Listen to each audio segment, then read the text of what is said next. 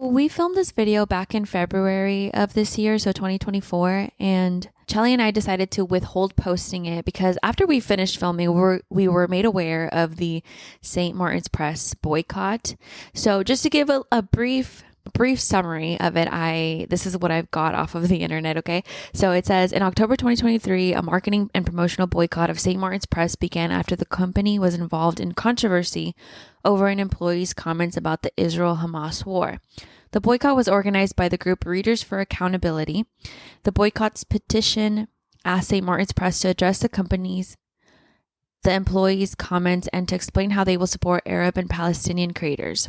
So I think about 2 months ago, St. Martin's Press released a statement, basically, just to quickly summarize it, stating that they were going to look into this, and they had like bullet points on actions they were going to take. I'm not sure if any actions have been taken as of right now.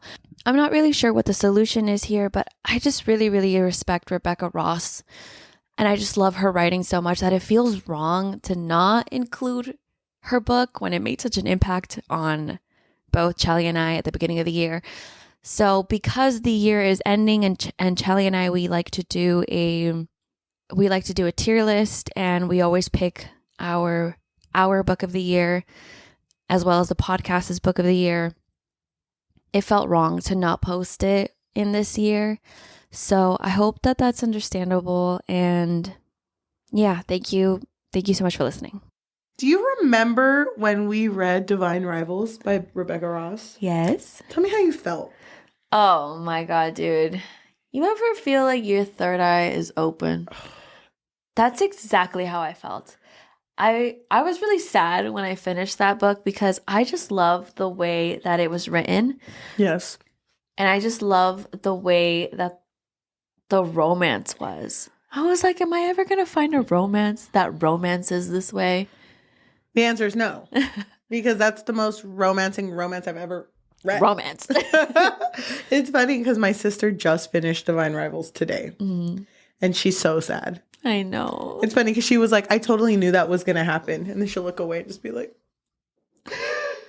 I get it. Because the end of Divine Rivals, we see, because Iris, which is our main female protagonist, is at the front with her newly fresh husband, Roman Kit. And they are in the middle of like basically the battlegrounds. And there's like this poisonous gas that's thrown. And Roman's already hurt. So he can't catch up with Iris. But to Iris, she thought he had caught up with him because there was someone dressed in Roman's gear. And it's like, come on, Iris, we gotta go. And she was like, what the heck? He's walking fine. I thought Roman was hurt. But it turns out that Iris's brother, who she had thought died, presumed dead, or lost in action. Because the brother, Forrest, was wearing like a gas mask. Yeah. She thought that was her husband, but it wasn't. And at the end of the first book, Iris leaves Roman behind. By force, yeah. By force. And it was devastating. And then, because in this book, there's like a war between two different gods. Enva and Dacre. And so Dacre, he's the god of healing. He's the god from down below. And so we see that he finds Kit, and he's just like, this one right here, I'm going to patch him up real good. And doesn't he patch him up because he usually patches up people who have strong wills?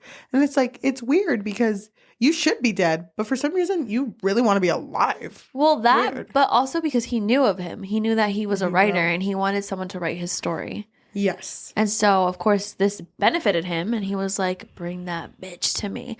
And unfortunately, when he heals people, he also wipes their memories. So we were aware of that. Knowing that, though, do you think this continuation of magical typewriters and love is going to fix your life? Yes, of course. Welcome to the Book Fix Podcast, a podcast where we fix lives one tier at a time. I'm your host, Cheli. And I'm your host, Yajaira. The first time we filmed Divine Rivals by Rebecca Ross, we were both crying. All we did was just cry. We would just look at each other and cry. I've never loved a character so much like I've how just I never love Roman. loved. I've never loved. I've never known what it is to love until I saw it. Okay, so you loved Roman? And Iris. Yeah. They're both such good characters. And my sister, she's been reading more, and she told me about her coworker who has also read these books. And her coworker said it in a way that was like, it's weird to have such a cute romance in a book that's supposed to be during a war. Yeah. And I'm like, damn. True. Well, I mean, romance still happens no matter what. I know, but it's like not what you expected it to be in that way. But I really, really loved the first book. It almost got Book of the Year, and same for you. Oh, well, it did. It did get Book of the Year for the podcast. Oh yeah, but our personal ones, no. What was your personal one? That one, Bridge Kingdom. Oh yeah, but I feel like it interchanges between the two of them. They're both really good. Yeah, and it's also, we're both mood readers, so it really depends on our mood. It's hard to pick Book of the Year because there were so many other good ones too that were on my top 5. But then when I look at it, I'm like, damn, still a good one. I know. But we are going to be talking about Ruthless Vows today. I've been waiting, dude. I'm so excited. Literally, when this came out, I ran to Target. Me too. I was not in our current state. So I had to like Google the closest bookstore to me, and the closest bookstore was an hour away. And so I was like frantically looking for the book. And it's funny because I was everywhere, and I found where Divine Rivals was, and then I looked next to it and it was empty, and I'm like, no fucking way. And then I was walking around just like kind of aimlessly with my sister, and they were all just in the front of the store, and I'm like, really? Yeah, same for me. I walked right past it. Same for me. None of the like back section had this book. It was just in like the register. Did you see the second version of this though? Because this is the nicer version. What's the second version? The second version has a dark cover.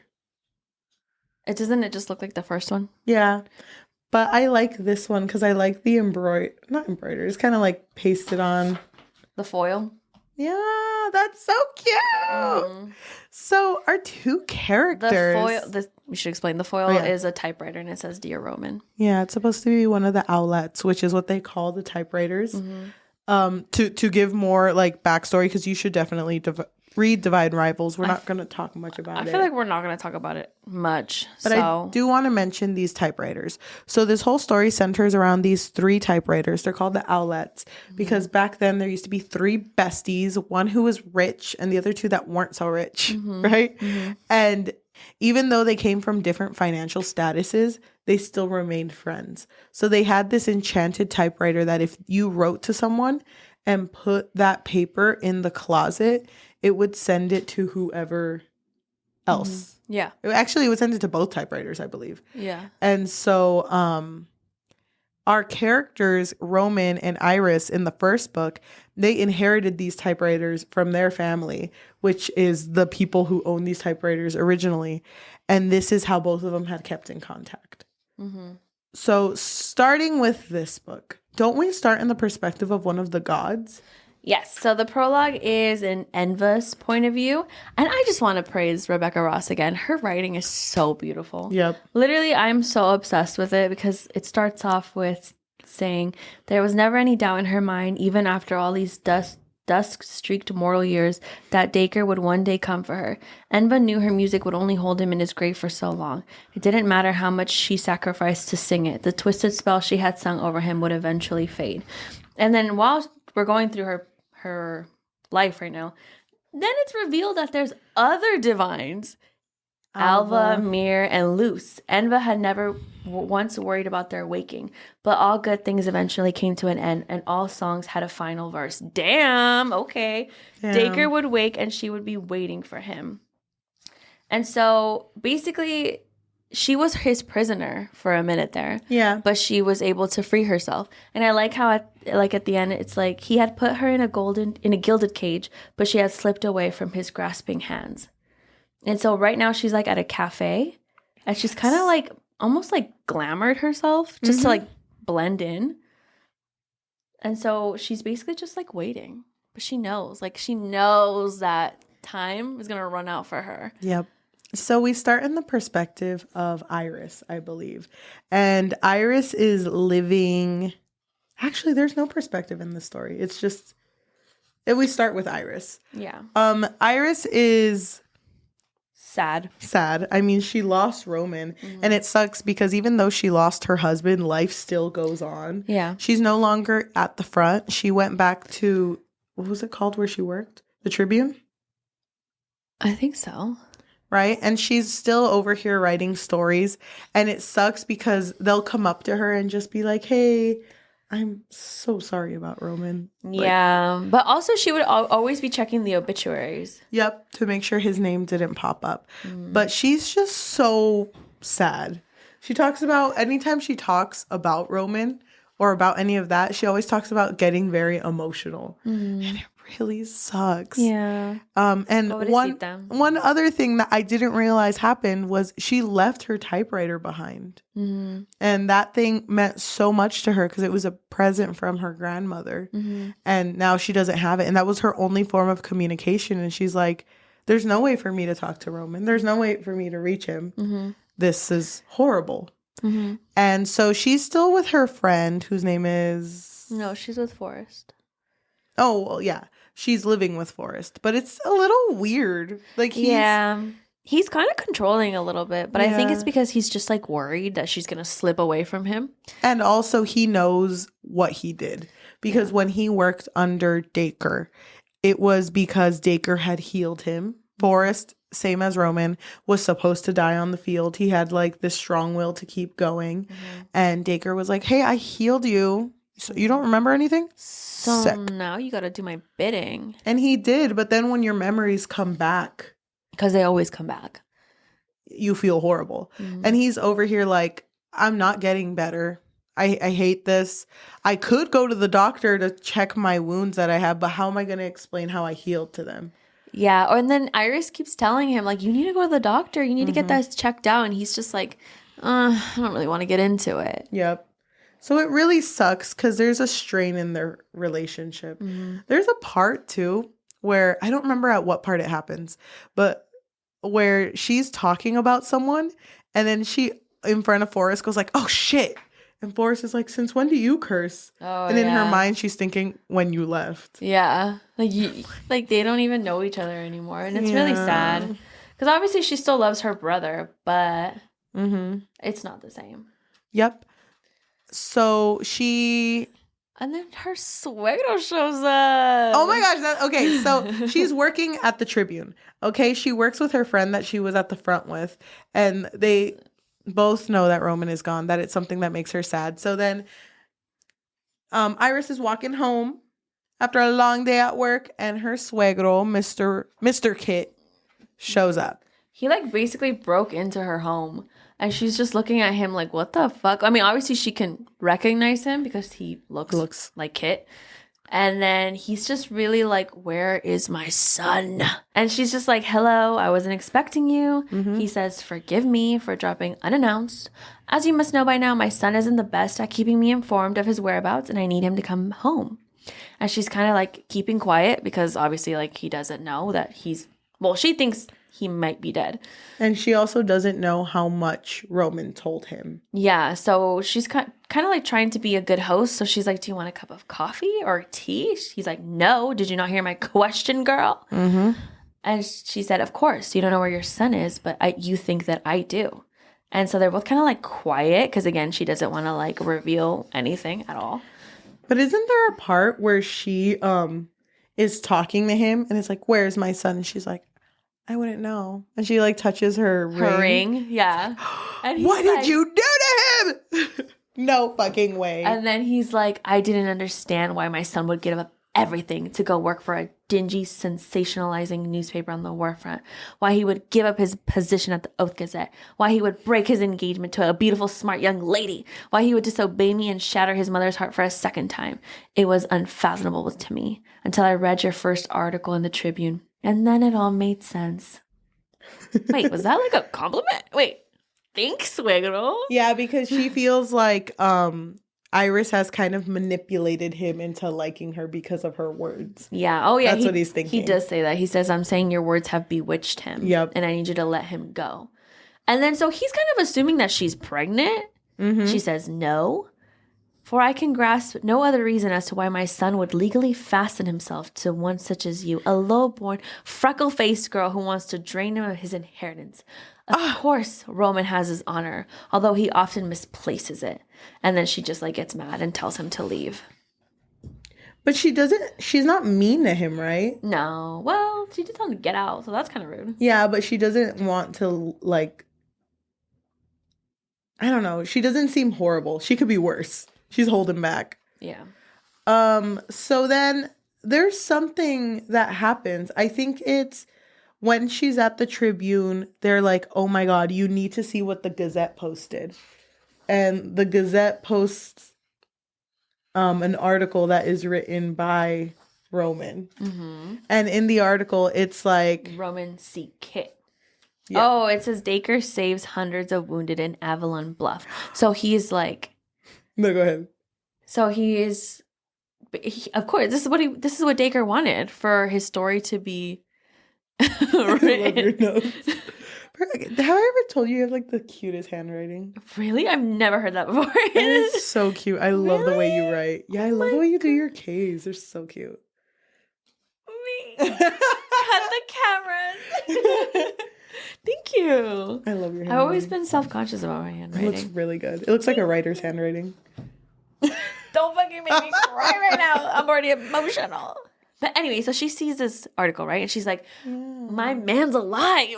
My man's. My man's. So should I read do you want to read his yes. Dacre story? Yes. Okay. There are two sides. Wait, hold on. Because he's brainwashed right now. Putting hair in front of my eyes. So this is what Roman C. Kit wrote in his article. There are two sides to every story. You may be familiar with one told through the lens of a goddess who has drawn many of your innocent children into a bloody war. But perhaps you would like to hear the other? One that would see your children not wounded but healed. One that would see this land mended. A story not just confined to a museum or a history tome that many of us will never touch, but a story that is in the process of being written. Written now as you hold this paper, reading my words. For I am here at the front, safe among Dacre's forces, and I can tell you what you long to know from the other side. And then Helena, who is the owner of the Tribune, is like, I'm sorry. They got our boy. They got our boy. How did you feel? I was so sad because I knew what was happening. Mm-hmm. I knew it. Yeah. Did you think that he actually believed those words? Yes. I think that they peed him. They peed him. So I was from scared. Hunger Games. Yeah, I was scared at this point that at the end of the story, he wouldn't come back exactly the same. Yeah, because he would have done too much damage. And it reminds me of this one post I read about PETA, and which I didn't want to think about this. So I was like, don't guess, because it's going to make me real sad. But I was scared that it was going to be one of those moments that, like, although he's brainwashed and loves her again, he will never love her the same way he once did. And I was scared that was going to happen between them. It's like, I don't want that to happen. I know you, but I don't love you the way I used to. Yeah. But I do love you. And I didn't want that. Because Roman and Iris forever. Oh, God. I was so sad. So then it goes into Roman's perspective. Mm-hmm. And he's over here fucking asleep. And all of a sudden, like, oh, my God, I'm naked. Yeah. Wakes up in a dark-ass room. Mm-hmm. And he's like, what am I? It's kind of like waking up for the first time. When you know when you're 4 and all of a sudden eyes open, like, oh, I have thoughts. Yeah. That's basically what happens to him. And he's like, oh, clothes, I guess. And he puts on like this one thing that he finds like a jumpsuit. I think they give it to him, don't they? No, it's in there. Like he's going through his room.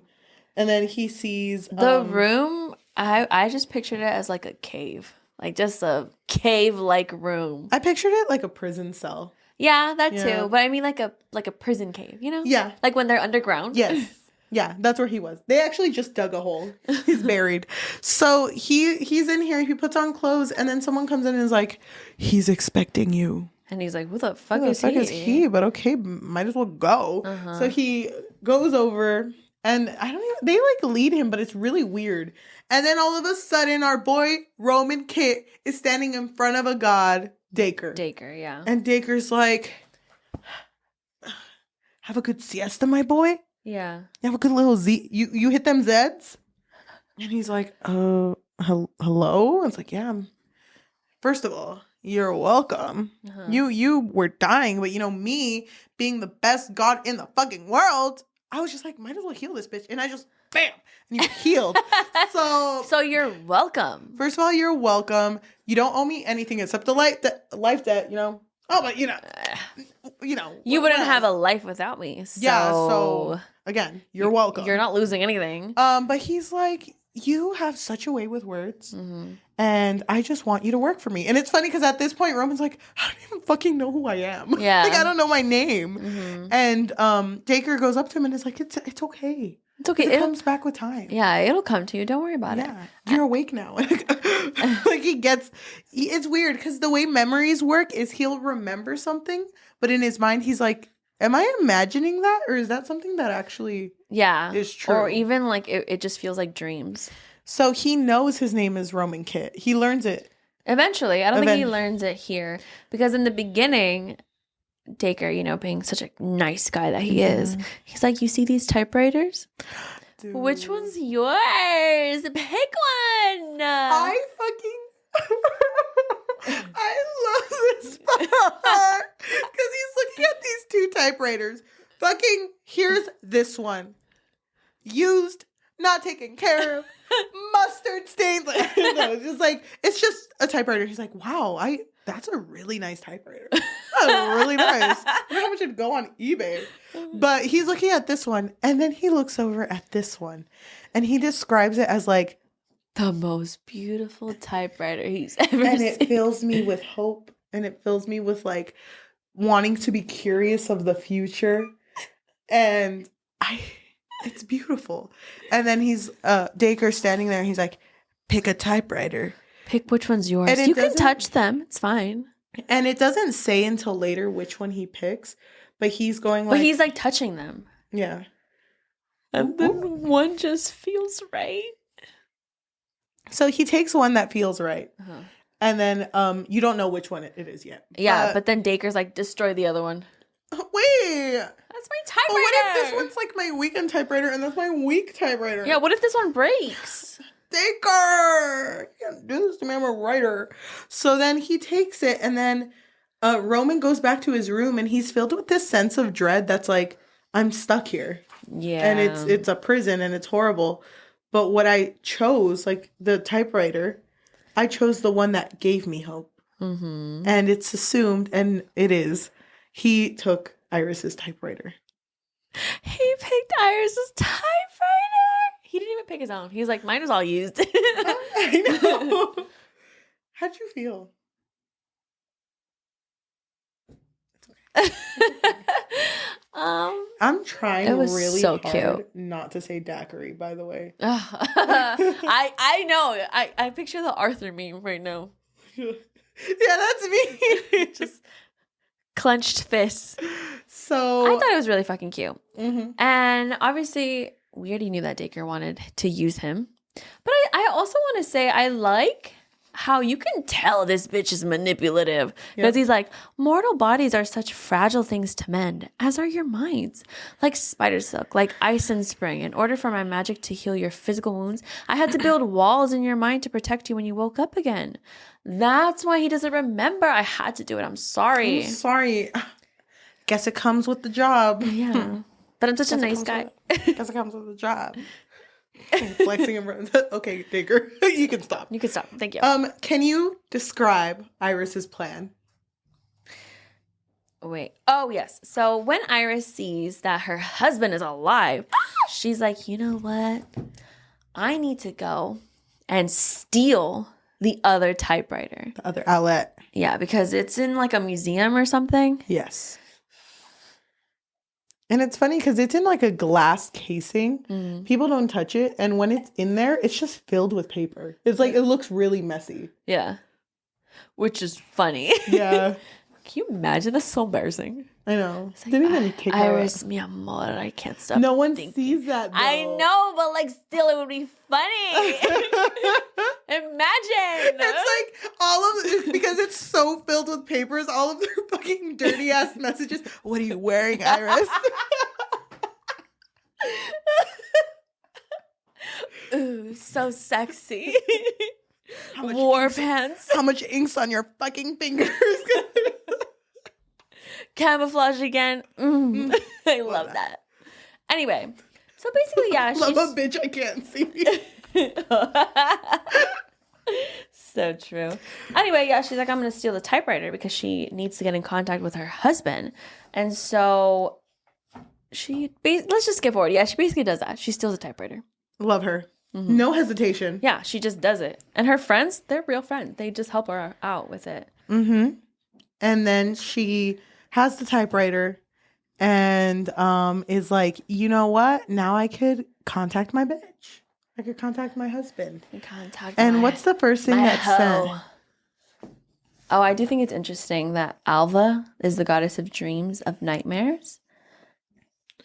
Can I say something? I'm sad, and I'm going to say this now. Also, I like what's on the next page. I do want to talk about that.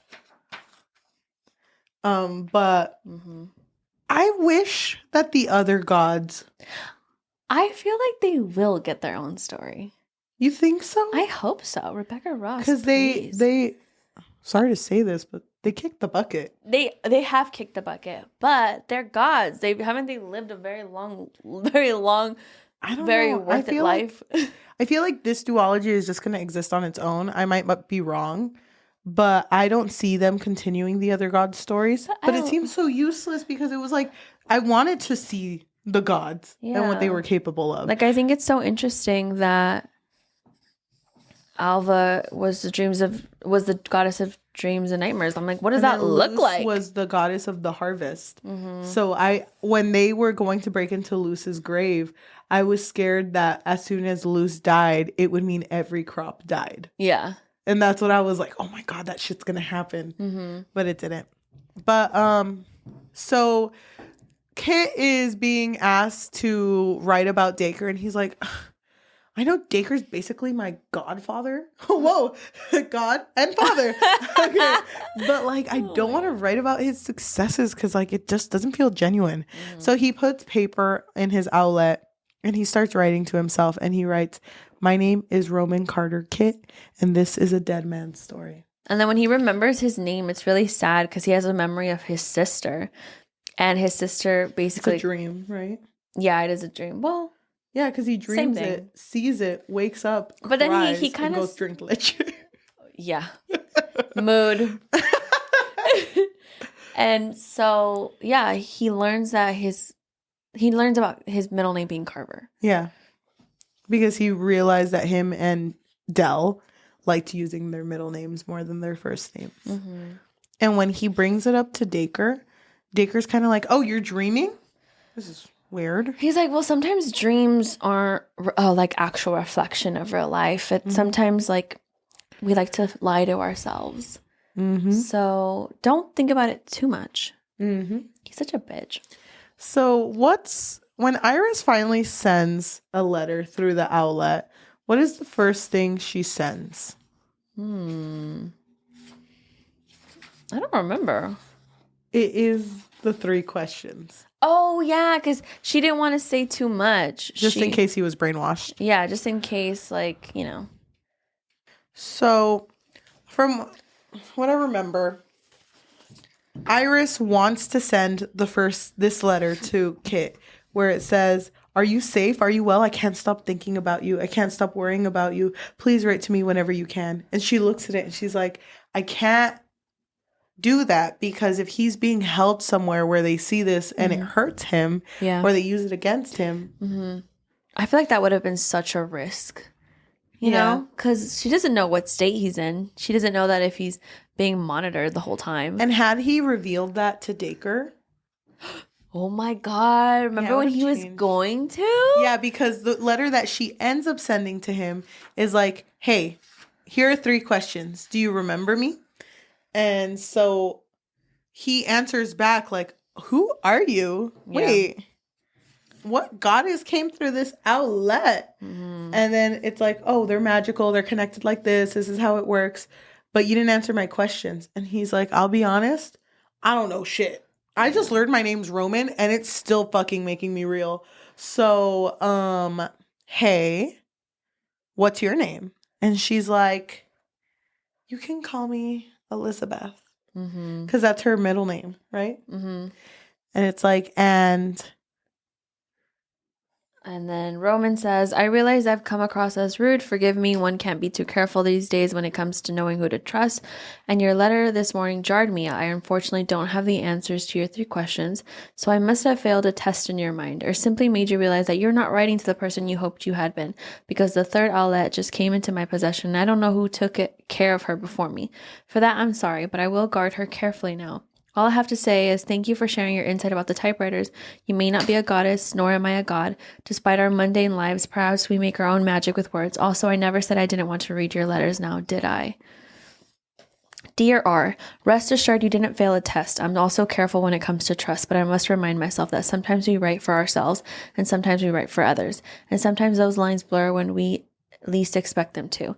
Whenever such happened in my past, I remember that I have only been strengthened by it. P.S. Please call me Elizabeth. You know what I love about this story? Right. I love that although he's forgotten, he's falling in love again. I know. It's so fucking cute. He's falling in love for the second time. And it's so, like, okay, first of all, when he got that first letter, he was so scared by it. He's like, I got to show this to Dacre. And he goes over to Dacre, and then I don't remember what triggers it, but he's like... Because he's about to tell him, and then Dacre brings something else up. Like, he starts talking about something else, and then that's when Roman's like, oh, you know what? I'm going to keep it to myself. And then Dacre's like, what did you want to tell me? I started the next article. I'll have to show it to you. Like, oh, okay, cool. Yeah, that's chill. Because he was scared that if he had showed it to Dacre, then he would have lost that connection, yeah. Yeah, and I really like their correspondence because it's just them checking up on each other.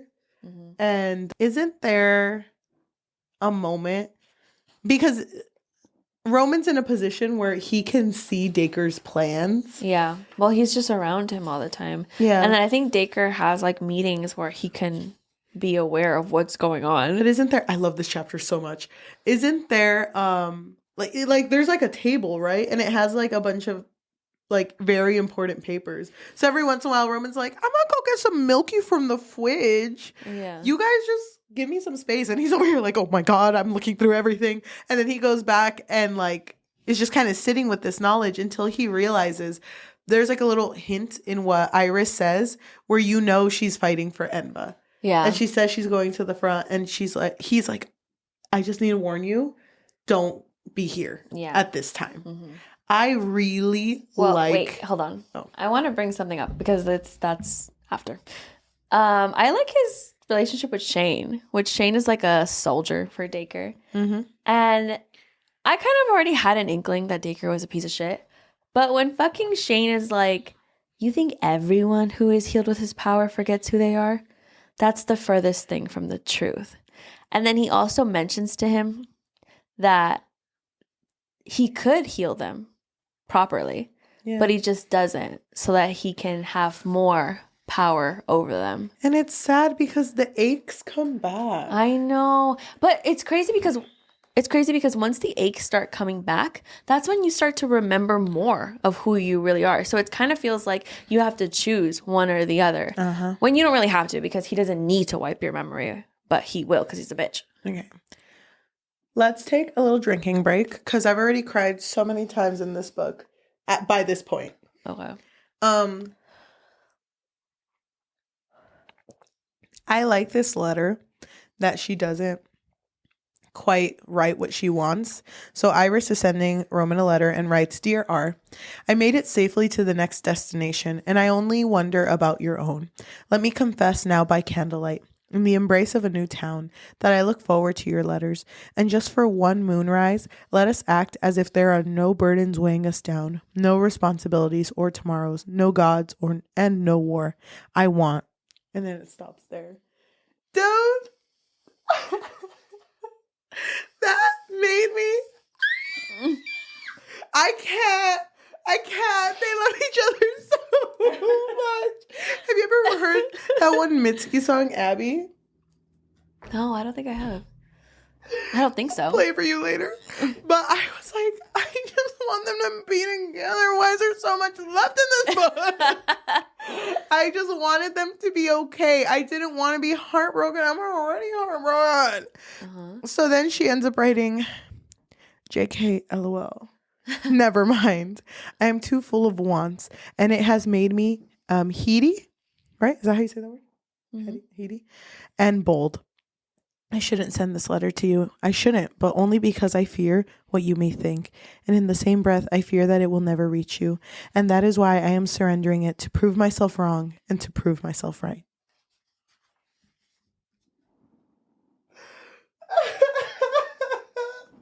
I love them, bitch. So, I do love them too. this is where Roman figures out a little connection that Dacre has that he doesn't really talk about. Yeah, basically his father, Which I want to roast him a little bit. Ronald I only know McDonald. Clown ass bitch. So he has a connection to Ronald Kit. Yeah, because Dacre's like wanting Kit to write him something. And he basically writes this. He says, wait, What's he say? What do I say to my dad? Come on.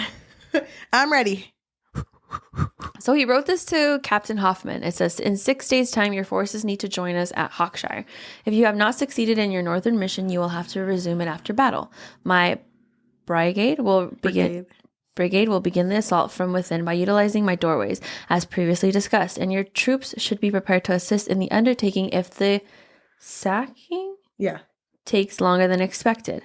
I am also low on supplies. Prepare to bring whatever food rations and canteens you have. Love your boy Dacre. Love Dacre. And now he's like, okay, now let's write another one. And he writes the dad's name. And Roman stops typing and he's just like, wait, you're writing to my dad? To my papa? And Dacre says, did I not mention that he has been a faithful servant? Don't worry, your family is fine. Your father knows you're safe. He's proud of you, in fact. I have a family? Wait, my dad is alive? Hold the fuck up. I was just born in Rome. Like, oh. And in the letter he writes, I'm writing to remind you of our agreement. I'm still awaiting the next shipment you promised me. And as the railroad has faced some difficulties lately, I wonder if we can devise an alternative for the deliveries to be made. I know you were previously concerned with Enva's forces intercepting, but the worst of your worries should be... And that's it, bitch, because they get interrupted. Damn. Dude, I knew I didn't trust Ronald. From the first moment I saw that bitch. I know. When he was being rude to our girl, Iris? Hell no. Oh, and then don't you remember? There's a part where Iris is walking home and someone's following her and she's like, I bet it's fucking Ronald. Mm-hmm. Ronald fucking McDonald. Yeah. And she turns around like, Ronald! And then it's just like a butler. Yeah. And then it's like, oh, sorry. I was about to beat you the fuck up. But, if you were Ronald. Yeah. And it's like, hey, so you're Kit's wife, right? So here is a lot of money. Can you just like maybe divorce him maybe? Okay, here's a lot of money. Divorce him. And she's like so offended. She's like, first of all, that can't even cover my rent. No, she's like offended. It's enough to cover everyone's rent. Everyone in the town. Everyone rents on me. Oh my God, everyone would love her. She grabs the money in her hand, fucking starts, and just paper cuts this man to death. Just like, just making it rain. It's like fucking, never come near me again, bitch. That's my husband. I'm not gonna fucking divorce him. He's still alive and he's fucking killing it out here. But yeah, I just wanted to bring that up. And so Iris and Roman are still talking, and Roman's like, hey girl, we gotta be careful because you sent me a message and it almost got seen by one of the... Oh, because he was in Dacre's room. Oh, yeah. And it popped up on the floor and he was like, oh, what's that? Let me just grab that. Yeah, so he's telling her we need to have like a code now to see like when it's safe. Can E strike R, whatever it is. It's just a bunch of E's and zeros and R's, I think. Are E and R on the opposite sides of the typewriter? Hold on. Let me check. My phone's at 1%. She's dead. Send me a message. Are they on separate? Oh, no, they're right next to each other. Well, it's the same, isn't it? Because it's QWERTY. I don't remember remember. Yeah, it's the same. Oh, yeah. They're next to each other. It's kind of beautiful. Wait, are I and R next to each other? Oh, my God. I'm sorry. I just want to know if she thought this through or if she was like, I just like that name. I was right there. Oh, QWERTY. I forgot. So, thank you. How are you feeling? Tickles! Why are you screaming? Dude, I can't. My voice is gone. Yeah, it's gone, so you can't scream. No. Thank God. Okay. Wait. Let's take a little break. Let's take a little intermission. Okay. How are you feeling? I was feeling so anxious because I was the same way as you. Yeah. Where I was super into this. I was into them like talking to each other. Him almost revealing that he was talking to somebody through the typewriter. And then me looking at the length of everything I still needed to read and just thinking, God damn, what's gonna go down? And I was so scared for him because I knew in my bones Dacre's gonna figure out. Yeah. And I wonder how much Roman is gonna have in a relationship with Elizabeth. Mm-hmm. Like I wonder how far this is gonna go and how much he's gonna Dacre's remember. Figure out too. Like I was worried about him. Yeah. And I did like Shane, but I didn't trust Shane. Oh, I didn't either. I just liked that he would kind of tell him a little bit of like, well, no, like think about it though. Don't you think it's a little weird, a little convenient that he heals us, but not enough? He's a god.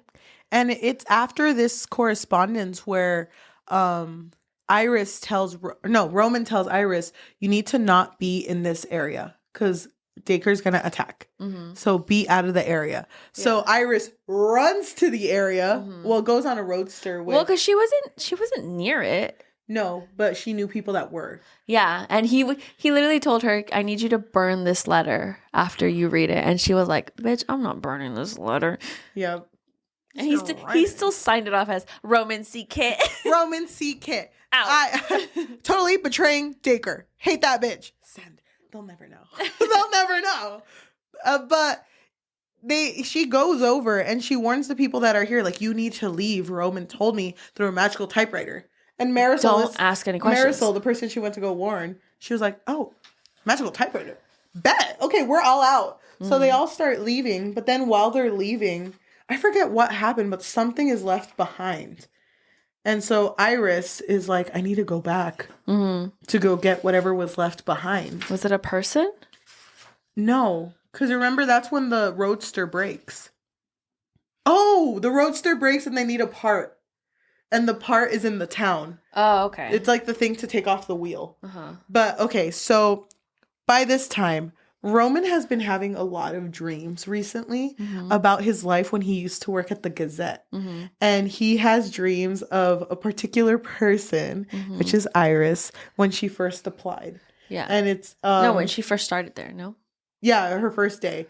And how he was just kind of like, ugh, gosh, who the fuck is this bitch? Yeah, why is she late? But when he wakes up, he's like, I remember regretting that. Mm-hmm. Like, I remember how much that meant to me. And then he has a dream of when Iris quits and how he stood at the elevator not knowing what to say, but knowing he didn't want her to go. Mm-hmm. And just like so many Iris dreams. And he's like, she feels important. Mm-hmm. But I wonder if I'm just making that up or if that's an actual thing. Yeah. So then when Dacre takes him, I don't know why he takes him to the front, but he takes him, Shane, and a bunch of other people. I think because he wants him to still be writing, no?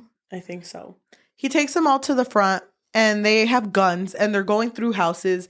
Meanwhile, Iris is in the house that they break into because she's looking for a part for the roadster. And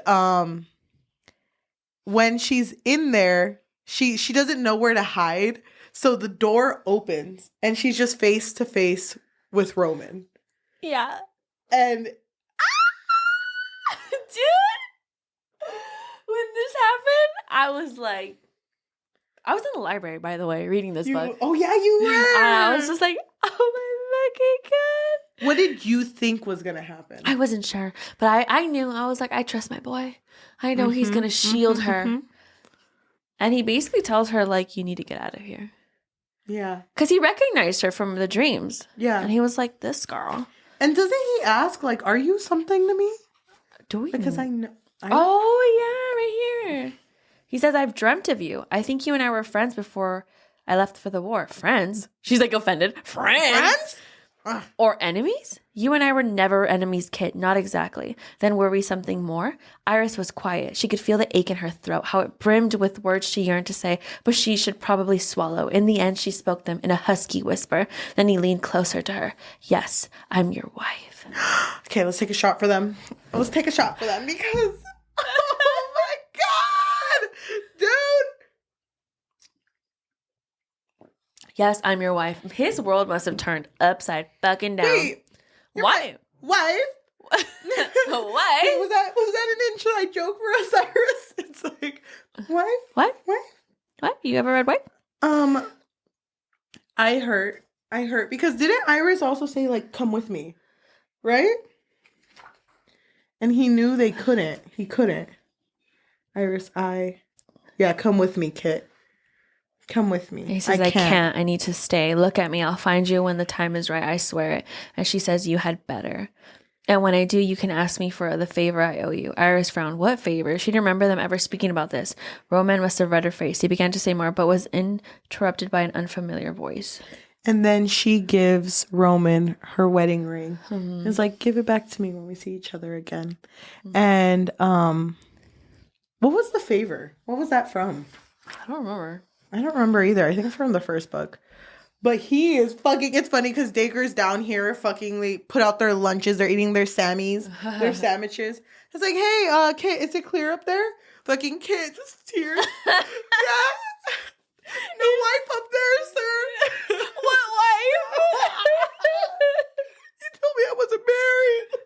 You told me I was a single Pringle.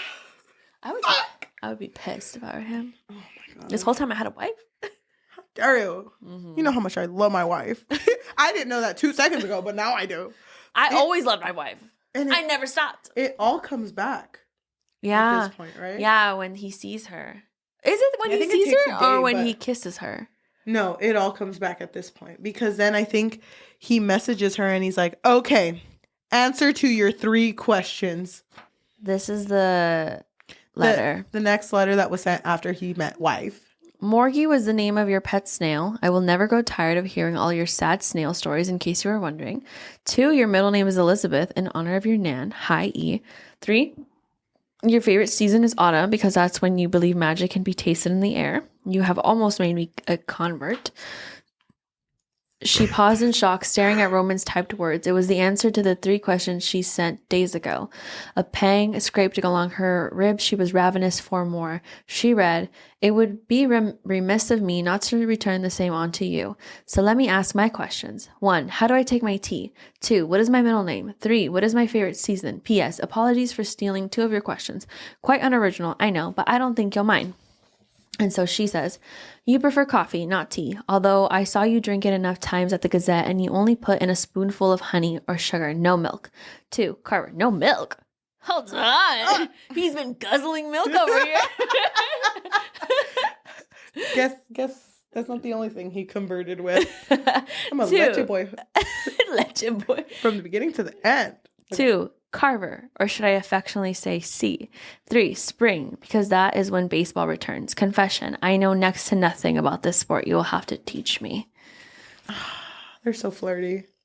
Oh my God, and then his letter. Wait, can I read it? Yeah. Dear Iris, dear baby girl, should I be surprised that I was falling in love with you a second time? Should I be surprised that your words found me here even in the darkness? That I've been carrying your letters close to my heart like they are a shield to protect me? I know we are no longer rivals, but if we are keeping tally like the old days, you have far outshined me. And outshined, he put a little asterisk, with your wit and your courage, which reminds me of one simple thing, how I love to lose to you, how I love to read your words and hear your thoughts that sharpen your mind, and how I would love to be on my knees before you now, surrendering to you and you alone. For the past few weeks, I thought you were nothing more than a dream, a vision that my scrambled mind created to process the trauma I couldn't even remember. But the moment I touched you, I remembered everything. And now I see that all this time, every night when I dreamt, I was trying to bring all the pieces back together. I was trying to find my way back to you. I don't know where you are now. I don't know how many kilometers have come between us again, and I don't know what awaits us in the days ahead, but I will give you as much information as I can so long as you promise me that you will be very careful. I know this is a strange thing to say. We are at a country at war, and nowhere is safe. All of us must risk sacrificing something dear to us, and yet I cannot bear it if corresponding with me brings the end of you, or gives you a burden that is too heavy to bear. If you agree to this, write me back. If you don't agree, still write me back. I want to know your thoughts. I confess that I am hungry for your words. Love, Kit. And she's just like, bitch. I do agree to what you ask, but only because you seem to have stolen the words from my mouth. You are in a precarious position, far more than me, and giving up Dacre's movements and tactics is something I dread to ask you to do, even if it feels inevitable. Whatever information you come across that you want to provide, you can send it to me. Perhaps you and I can shorten this war, or at least dare to change the course of the tides, or maybe that is too much hope for, but I find that I am leaning more on the side of impossibility these days. I am leaning towards the edge of magic. Love, Iris. And then when she brings up the outshined and why he put an asterisk, he's like, no, outshined, that's a footnote. Let me add it. Outshined is a transitive verb, to shine brighter than, to excel in splendor or showiness. You remember how you said that word to me in the infirmary post trenches? You believed I had come to the bluff to outshine you, and I would speak this word back to you now, but only because I would love to see you burn with splendor. I would love to see your words catch fire with mine. I was literally so happy reading these letters because it's so cute that he was falling in love with her again. Like, he loves this girl. Yeah. And fucking Iris, she's that bitch now. Not scared of anything. She's over here writing roast posts about Dacre. Oh, I know. On the Tribune. Dacre? Fuck that bitch. Fuck that bitch. You know what? You know why Dacre is the way he is? It's because he was heartbroken. That loser ass single bitch. Yeah. Unlike me, I'm married. I know. Best man in the world, Roman C. Kit. Wait, hold on. Fuck, how do you delete on a typewriter? You know what I love about this story? Is the fact that it's so, like, there's so much happening outside of them. You know, like their world, you know, with the gods and the god and the goddesses. Sorry, oh my god, I can't speak. The god and the goddess. And I just fucking love that they're not the god and the goddess. I think it would have been interesting if it was, but it's amazing that it's still so captivating and they're just two basic bitches trying to survive. But I like too how much hope they have in being able to make a change. I like her whole thing, like, I'm leaning on the side of impossibility and magic. Yeah, and let's rock this world, babe. Yeah, and I like that he said that we may not have any magic, but we could still, like, change the world pretty much. So it turns out that there's a door to the underworld at the Kid Estate. I really like this line. And fucking Iris is like, did you know this? Did you know this? And Kit's like, what did I tell you about sending me a letter first? And she writes back, yes, I know I just broke a rule by writing you first today. You can scold me later. In person, preferably. And then he's like, no, I promise to scold you later. In person, as you'd like. Why are you still flirting? When you flirt with your wife. When your wife loves you. I'm so in love with them. I love them too. Oh my god. I just love how much they love each other. I know, but I don't remember why, but Kit is asked to go back to Oath. Oh, well. The reason why is because Dacre's like, damn, this bitch Iris, she can really write. I know she you writes, can, Roman.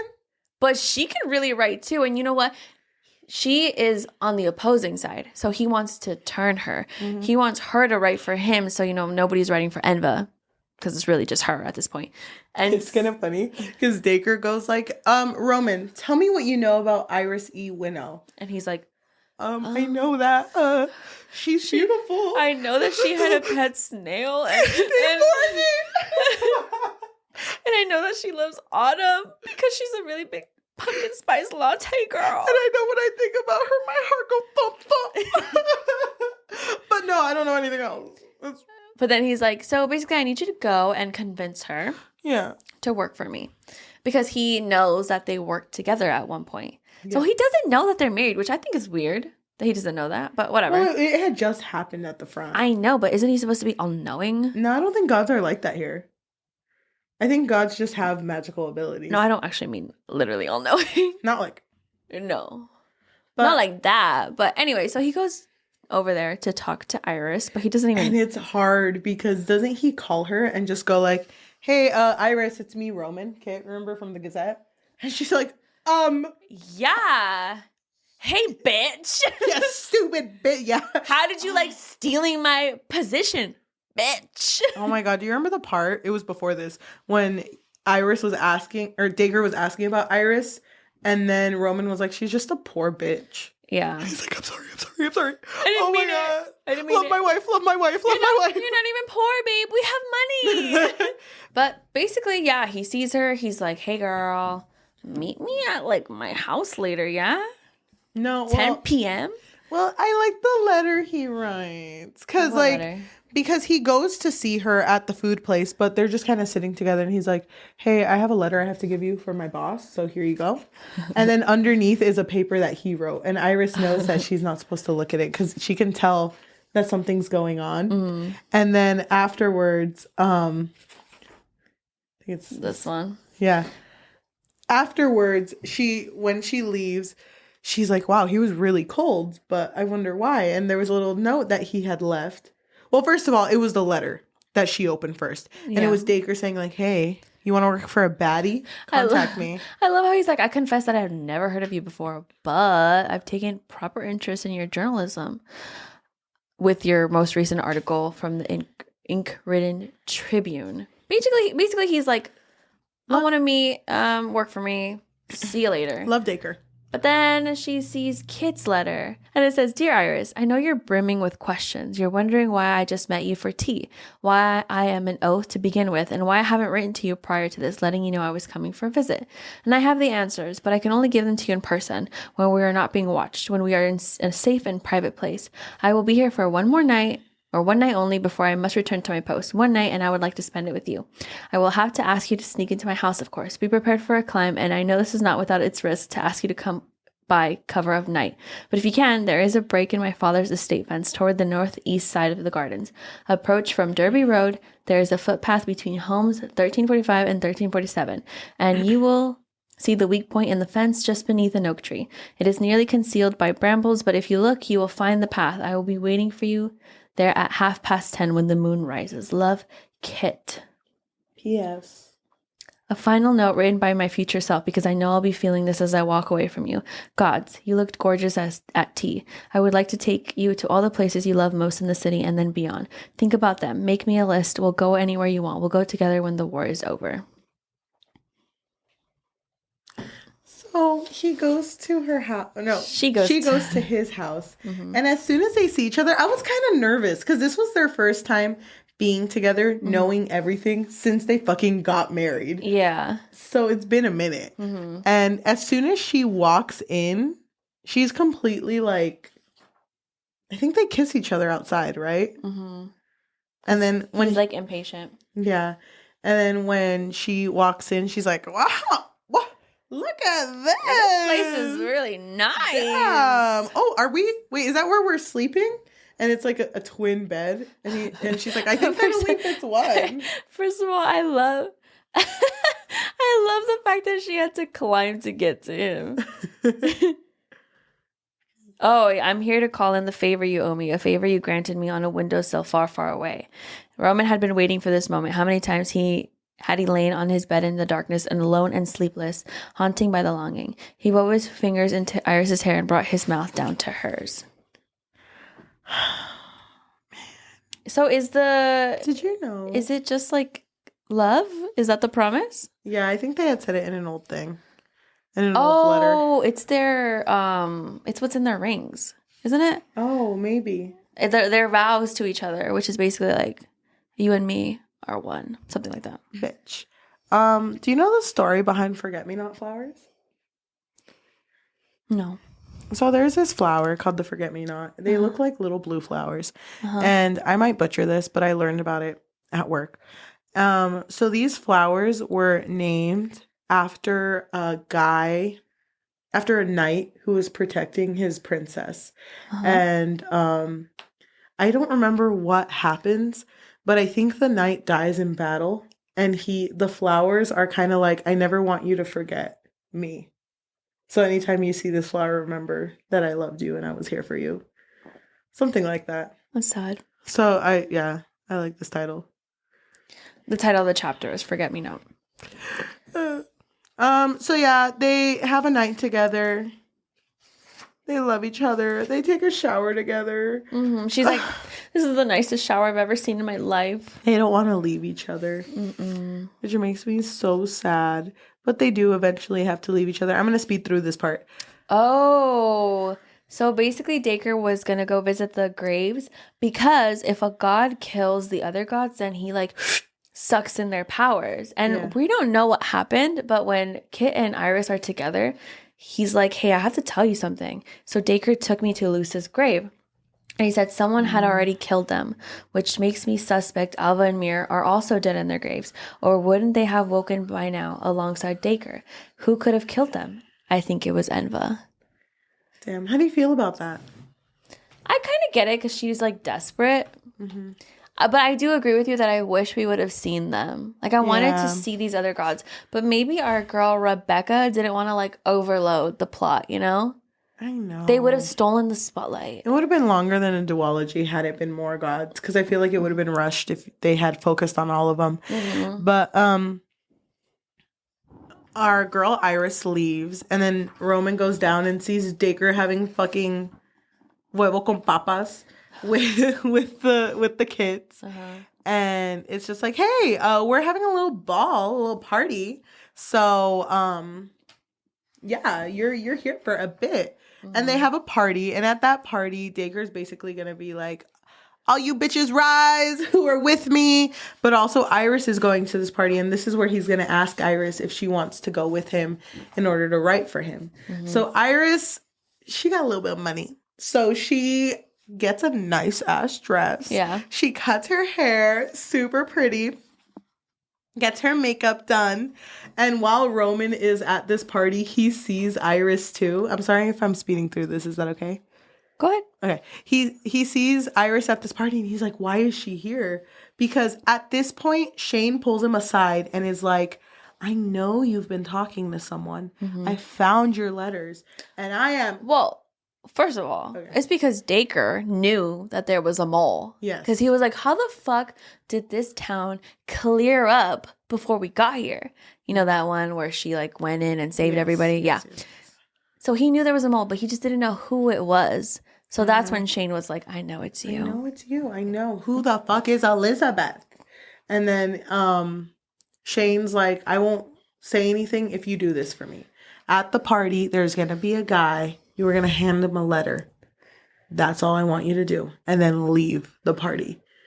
And then he's like, okay. So he takes the letter. He goes to the party. And things would have gone well if he didn't get distracted by Iris. Mm-hmm. But she's just so fucking cute. Yeah, I mean, can you blame him? And he's looking at her. And then he notices he missed his time to give the letter. So he opens the letter.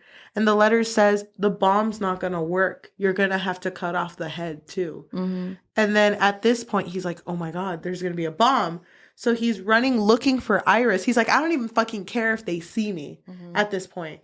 And then Roman's butler guy comes over. I think his name is Bruce. And is like, hey, where are you going? You have to stay. You have to leave. You have to go. And then he's like, my wife is here. My beautiful wife is here. You got to let me get her. You got to let me find her. Mm-hmm. And then there's an explosion. Yeah. And when Roman wakes up, oh my gosh, Queen. When Roman wakes up, he's like, he doesn't even want to think about the idea that Iris might be dead. Yeah. But she's most likely dead. Mm-hmm. But Iris, she wakes up, and I think Enva meets her. Well, she's been having a lot of dreams of her mother since the very beginning of the story. Like, she keeps seeing her mother, and her mother will be like, oh, do you like this song? And the same song will be playing in every single one of these dreams.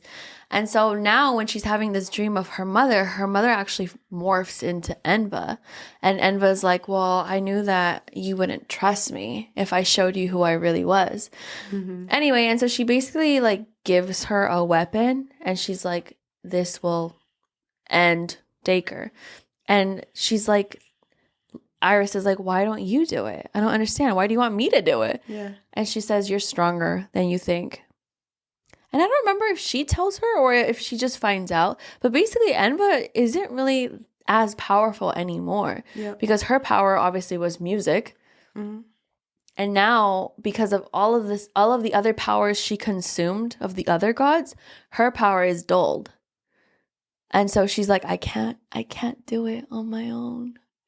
And if he sees me, he's gonna kill me. And if he kills me, he's gonna take all of these powers. Yep. Oh, and also she can't kill him because she made a vow to him when she loved him that she would never hurt him.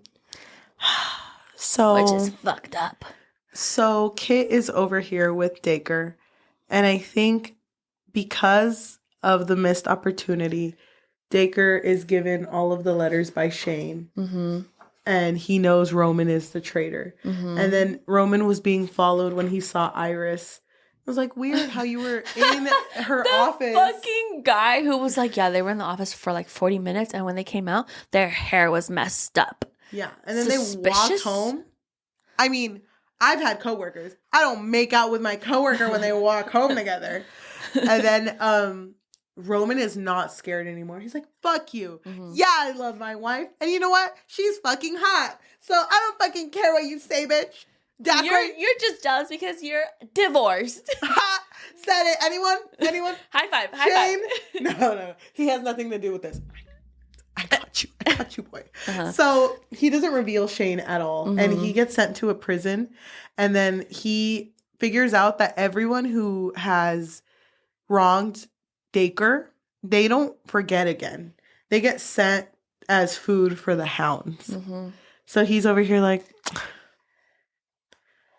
what do I do? He can't do anything. But Shane comes down and rescues him. Yeah. After time passes, because while he's down in the prison, fucking hell's breaking loose. Thank you. Couldn't think of the saying. Hell's breaking loose in the Oath, and people are dying left and right. And there's because Dacre, whatever. Dacre threatened everyone, and he was like, "If you're not with me, you're against me." Yep. And he's like, "I'm gonna kill everybody," pretty much. And sadly, when ¿cómo se llama? When Iris is walking around, there's like a lot of bodies. She sees the body of Forrest and her friend. Yeah. Does she? She sees the body of Forrest and the friend who... I thought she just heard about it. No, I think she saw sees them. the body? And then she doesn't have time to mourn. Because she's like on a mission to kill Dacre. Yeah. And she... does. I don't remember how dramatic it was, but she cuts off his head. Well, he did get like an upper hand on her, but then Queen Enva fucking shows up, and he's just looking at Enva like, "Oh my god, my wife." And then while he's distracted, that's when she cuts off his head. And it's funny because when Shane shows up to let Roman out, it's like, okay, Roman, we gotta go because your wife just killed Dacre. Dragged his head into a coffee shop, fucking threw it on the table, and fucking Kit's like, damn, that's hot. Okay, let's go. But while they're leaving, everyone who was with Dacre is being prosecuted. Yeah. And so they're lining them up to shoot them all. Which Kit is one of them. Yeah. And when he's there, fucking Iris runs up. He's like, no! Fucking that scene from the Michael Jackson music video. He like puts a flower in the gun. So it's like... It's because somebody told her, I forgot who, but they told her, hey, your husband's about to die because, he worked for Dacre, so go save him, bitch. And she was like, I have proof that he helped. And that's when she shows the letter when he was like revealing about that time that he was going to bomb that one town. But everyone else I can't defend. Everyone else, though, please don't shoot my husband. And they're like, okay, fine. Next. And, I actually don't know what happens. Oh, I don't think they do kill them. I don't think they do, because then they realize that, like, when you were with Dacre, you were under control. Yeah. So, after that, war is over. War is finally over. And I think they both work for the Tribune? I think so. Oh, no, they don't, because Roman becomes a writer. Because that's all he wanted. Oh, yeah. A romance writer. Oh, my God. I love that. And then who's Coda? No say. But the story actually ends with Enba, though. Yeah. Who's Coda?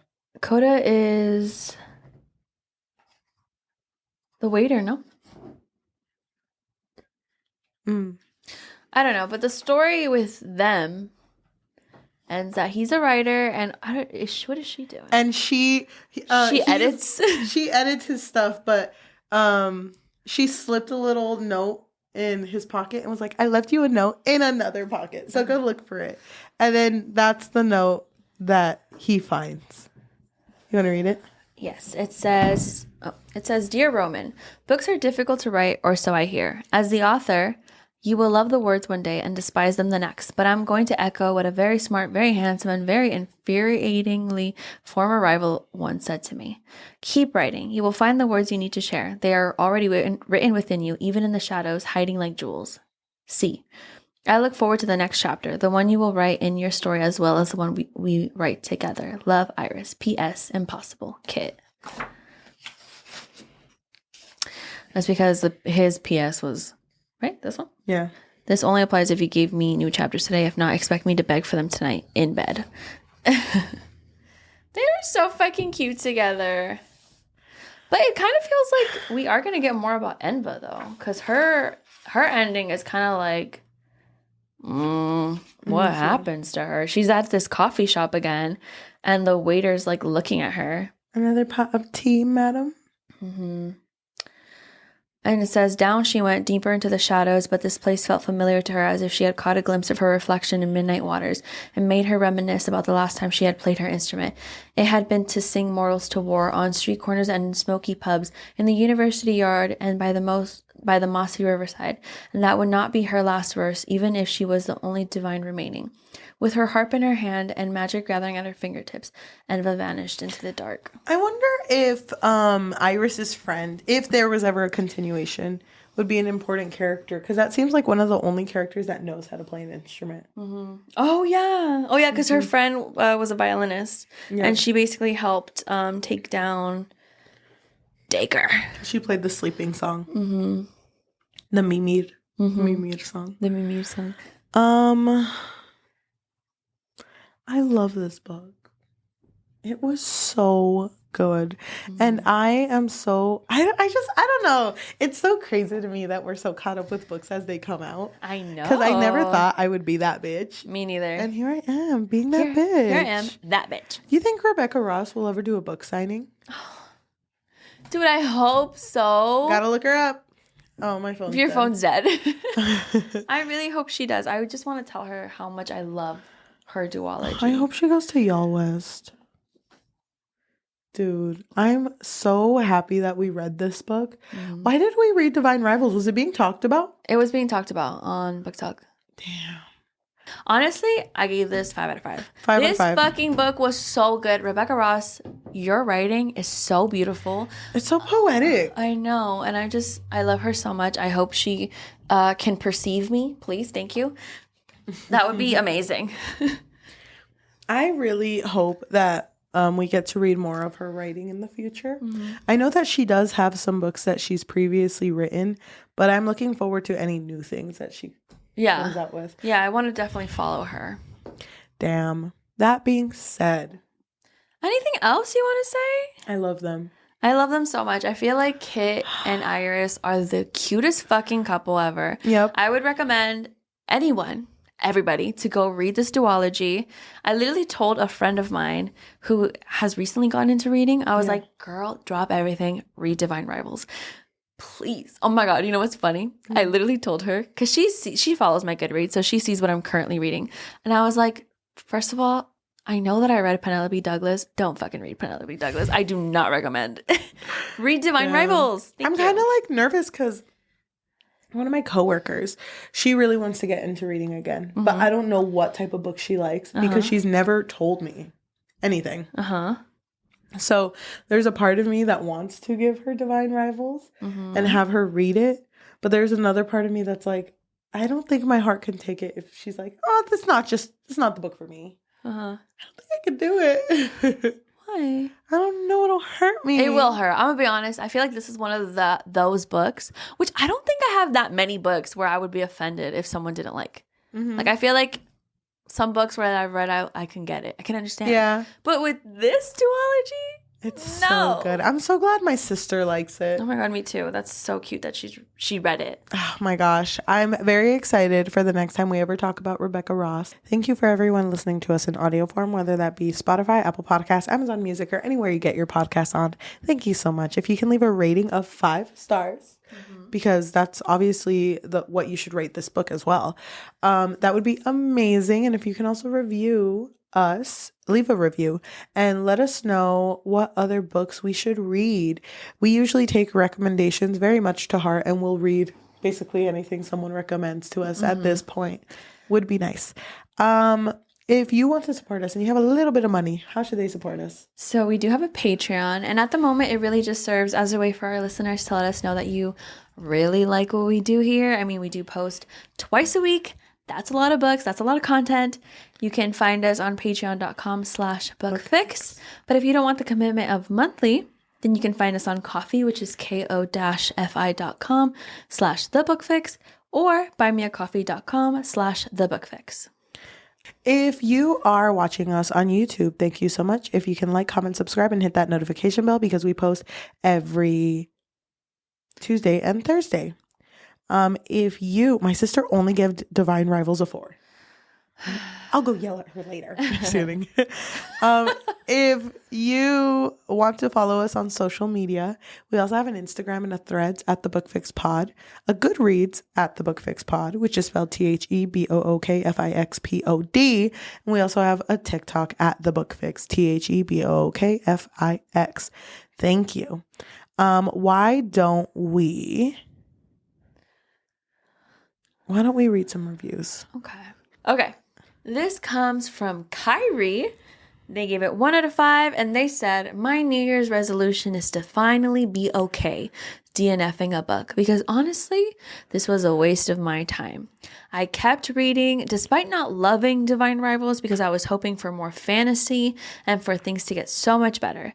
But nope, once again, this was a war novel, and I was bored, to say the least. Damn. This comes from Olivia, who gave it a 5 out of 5. Is it possible to have already read my favorite book of 2024? It is possible. Thank you so much for listening, and we will see you next time. Bye. We're done filming. Oh my God. I feel my brain normal size now. Yeah, it does it feels like we've deflated, right? Well. Right? Dude, I'm sad sometimes when we finish filming because it feels like we're letting go of a child. I feel sad too, but honestly, I love when we bulk film, but before we film, I feel like my head is so big because I'm like, it's damn, a little stressful. It is, because I'm like, I don't want to forget anything, but then sometimes I do. But I think it helps. Then I'm like, wait, was Jurian in Ruthless Vows? We start mixing the names. It's funny though, but I'm glad we did this. Let's go ahead and cry for a bit. Okay. I love kids. And Iris.